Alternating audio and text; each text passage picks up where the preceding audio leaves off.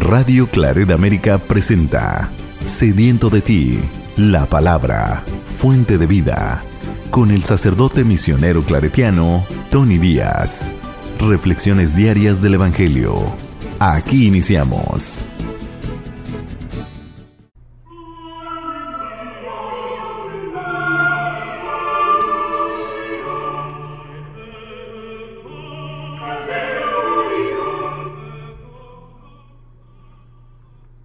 Bienvenidos hermanos a nuestras reflexiones del Evangelio del día. Hoy es lunes de la quinta semana del tiempo ordinario.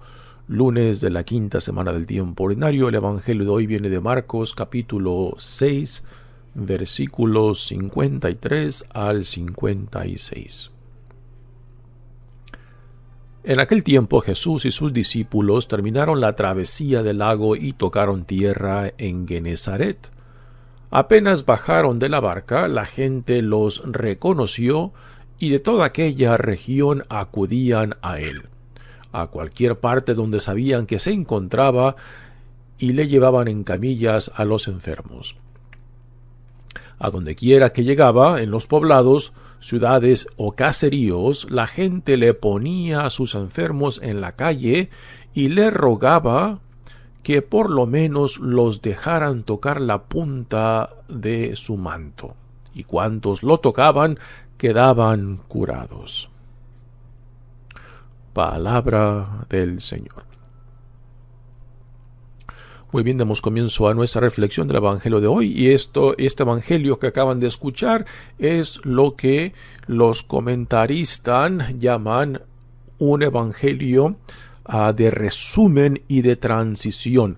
De resumen porque resume todo lo que ha venido antes, particularmente en torno a los diferentes milagros que Jesús ha llevado a cabo, y lo que hace resaltar es la autoridad y poder de Jesús tanto en palabra como en sus obras, ¿no? Previo a este evangelio, Jesús ha alimentado a los 5,000 con la multiplicación de los panes y de los peces y los pescados, y después envía a sus discípulos para que se embarquen y vayan a la siguiente población, mientras que Jesús despide a la gente y después toma tiempo para orar, y después él va hacia ellos caminando en el agua.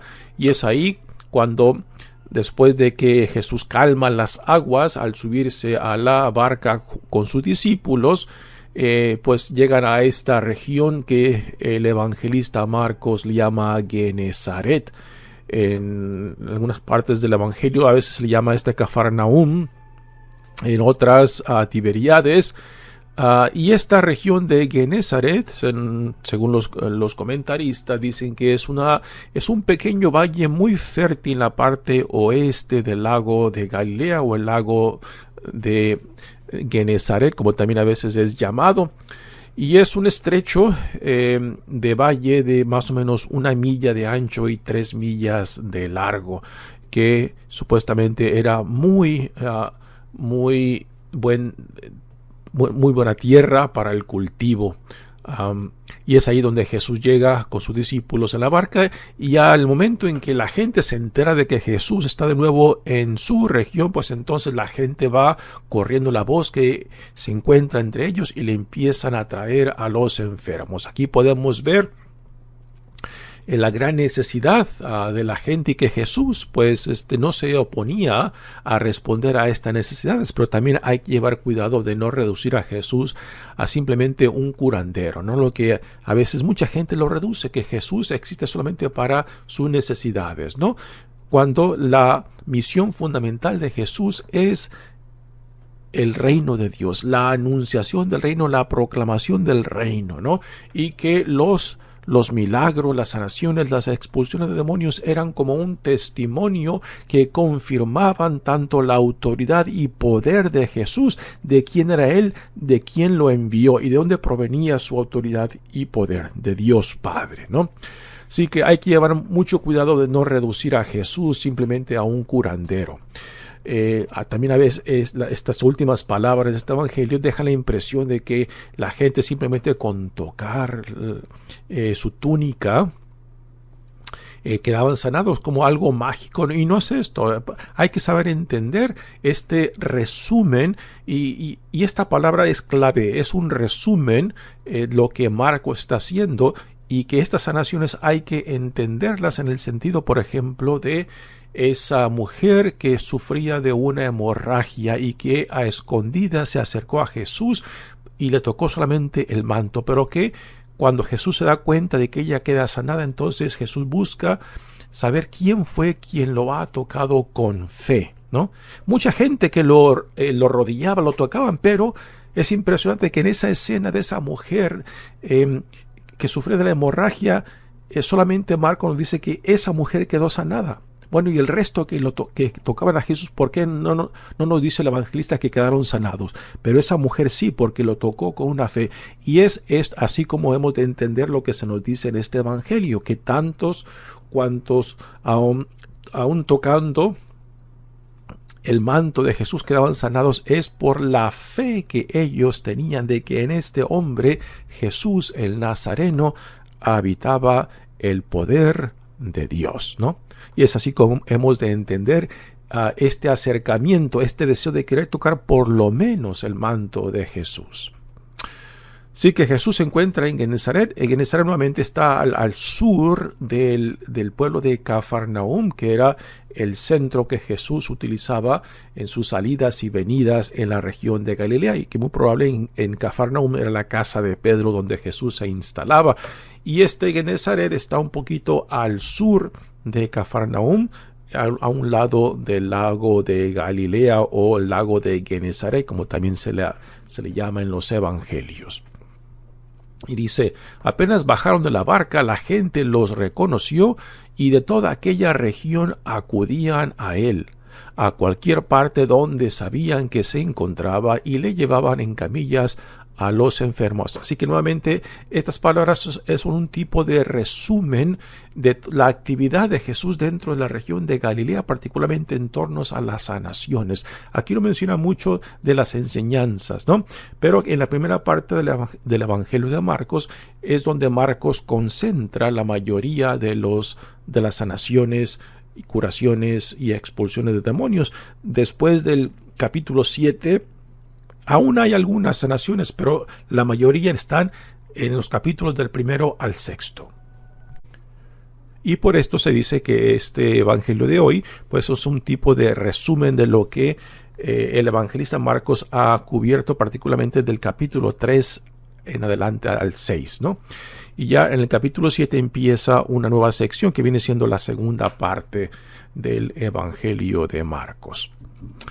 Y después continúa el evangelista diciendo, a donde quiera que llegaba, en los poblados, ciudades y caseríos, la gente le ponía a sus enfermos en la calle.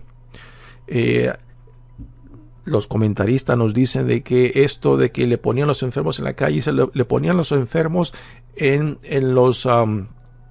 las áreas donde se compraba y se vendía, ¿no? Que era generalmente la calle.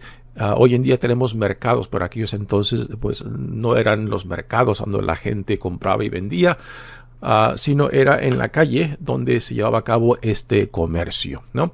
Y allí en la calle pues la gente le ponía a los enfermos y le pedían a Jesús que se detuviera, que le permitieran por lo menos tocar el manto.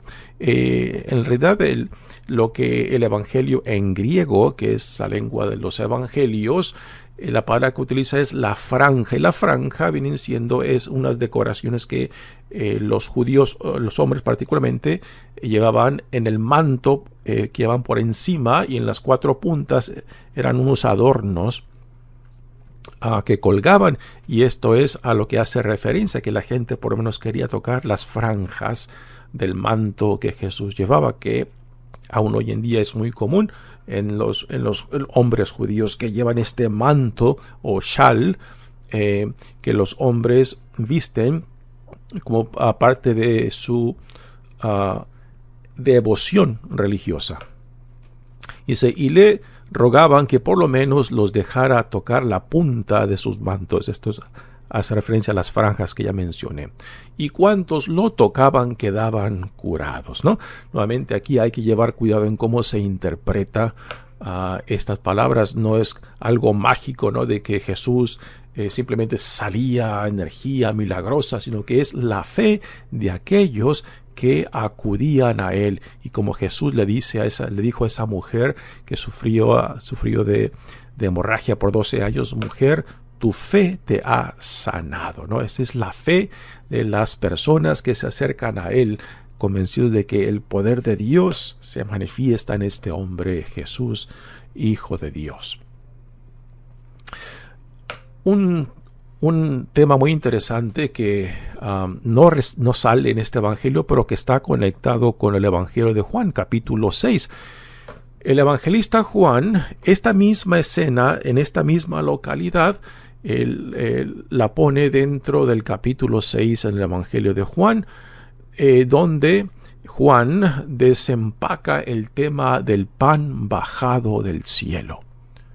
Y es en esta misma escena, en esta misma región, donde al final del capítulo 6, muchos de los discípulos de Jesús lo abandonan porque ven como muy duras las palabras de Jesús en torno acerca del pan bajado del cielo. Cuando dice, el que no come mi carne y el que no bebe mi sangre no puede tener parte en mí, ¿no? Y muchos de sus discípulos lo abandonan. Pues es en esta misma escena que Marcos no la describe, pero que Juan la describe, que viene después de la multiplicación de los panes, después de que Jesús camina sobre el agua, y en el Evangelio de Juan, en el capítulo 6, es donde Jesús da este discurso en torno al pan bajado del cielo, y que muchos después de esas palabras fuertes, particularmente para la mentalidad judía, es cuando muchos de sus discípulos lo abandonan, y después Jesús se dirige a los 12 apóstoles,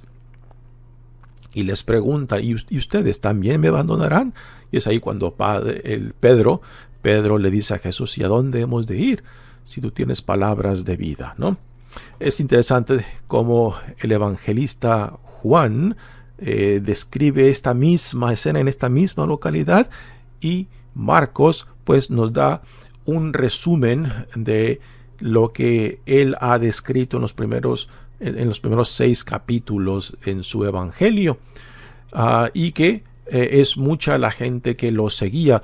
Pero aún así, hoy en día, nosotros hoy que leemos este evangelio, ¿qué hemos de tomar para nosotros, no? Por ejemplo, la cuestión de los milagros. ¿Por qué en los evangelios se narran tantos milagros en los cuales las sanaciones, las expulsiones de demonios eran inmediatas, instantáneas, ¿no? ¿Por qué hoy en día no vemos esto? Hay uno de los argumentos dice de que, bueno, esto fue una manifestación del Espíritu de Dios en la iglesia primitiva, en la iglesia apostólica, que ya después de que ya estos milagros no se manifiestan. Bueno, es uno de los argumentos. Otros dicen de que, por ejemplo, viendo la totalidad del Antiguo y Nuevo Testamento, de que esta manifestación de milagros, de sanaciones, de expulsiones de demonios, que se hayan llevado a cabo en ciertos tiempos, pero no en todos los tiempos. Por ejemplo, en tiempos del Éxodo, en tiempos del profeta Elías y Eliseo, y aquí ahora en tiempos de Jesús, que son tiempos específicos que están conectados con una revelación concreta de Dios, ¿no? Es otro argumento. Otros dicen de que sí, aún hoy en día se llevan a cabo milagros, ¿no? Pero hay que saber ver con ojos de fe. Bueno, también se puede hacer este argumento, ¿no? Pero hay que llevar cuidado en cómo utilizamos esta palabra de milagros, porque si decimos de que todo es milagro, pues entonces nada es milagro, ¿no? En la iglesia tiene una forma muy específica de hablar acerca de milagros, que algo que va más allá de lo normal, de lo científico, de lo no esperado, ¿no? Algo que solamente se puede entender por la gracia de Dios, por una intervención divina, ¿no? Así que hay que llevar cuidado cómo utilizamos esta palabra de milagros, ¿no? Ahora, si hacemos mucho énfasis en en los milagros, estamos haciendo énfasis en el poder de Dios. Pero también está esta otra perspectiva de que a veces Dios aún no nos provee, no nos da esas sanaciones. Por ejemplo, cuando Jesús le pide a Dios Padre que le quite, que no beba de ese cáliz, ¿no? O sea, de su pasión, muerte y resurrección, ¿no? Y sin embargo, Dios se mantiene en silencio. Jesús es arrestado, es condenado, es crucificado y muere en la cruz, ¿no? ¿Y qué hemos de pensar? ¿De que Dios lo abandonó? No, de que también en Jesucristo vemos otra perspectiva de lo que es milagroso, ¿no? De que también el silencio, el no de Dios es milagro, y que en vez de quitarnos el sufrimiento, nos da la paciencia para aún en el sufrimiento poder vivir y experimentar su presencia, que es otra perspectiva que encontramos en la segunda parte del Evangelio de Marcos, donde ya nos empieza a encaminar hacia Jerusalén para darnos a entender que también en el sufrimiento hay sentido, cuando se ve por medio de los lentes de la fe y de la confianza en Dios Padre. Mi nombre es Padre Tony Díaz, misionero claretiano. Que Dios los bendiga. Radio Claret América presentó Sediento de ti, la palabra. Fuente de vida. Sus comentarios son importantes. Contáctenos en radioclaretamerica@gmail.com.